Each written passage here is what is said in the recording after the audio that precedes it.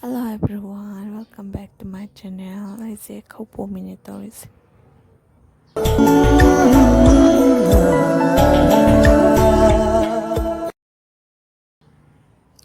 I say couple minutes ko tawri se do chana biscuit se di thama tam yaure lobi na bam ta leite aduna ai charaga school tagi ma lobi rukhe ke thok age adudi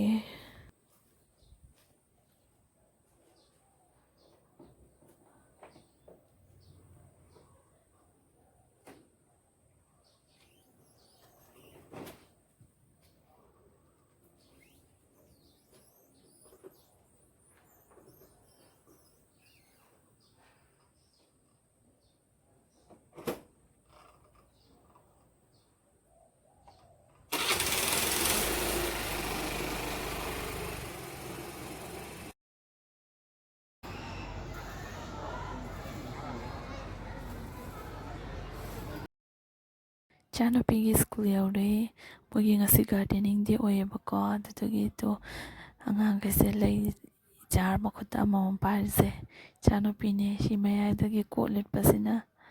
mara yakpo yaudabo lai cha thado rinen tawri mayam se sidra ngang mayam se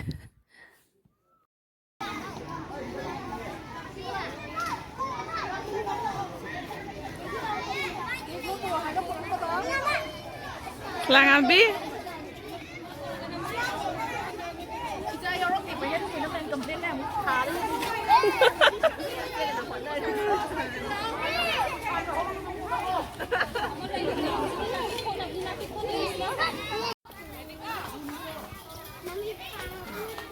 sina nang din ko isi samosa yam chane nga ba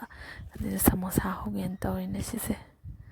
to sisina magi samosa manang da hamna ba alu tu ne bako alu khara ngosale to khabasina kaba kaba nam khaya ka manung da hapna ba amta hawtringa pasta amne ina hawris karamba phibam da ta da no khangti lorakpada alu to yoma bane ko sise sep se kaba kaba ti tare ado ahan bane ina hawrise taurage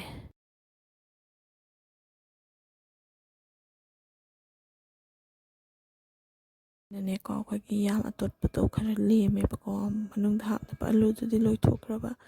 adai jene taaga kano thang taraga kaga kano nyangki oina hawra yengke nene hawzaline ado mo budi khaga di male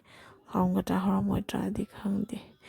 ado mayamna agi channel se thena biradi subscribe to sanbiramo like to bio support to sanbio kano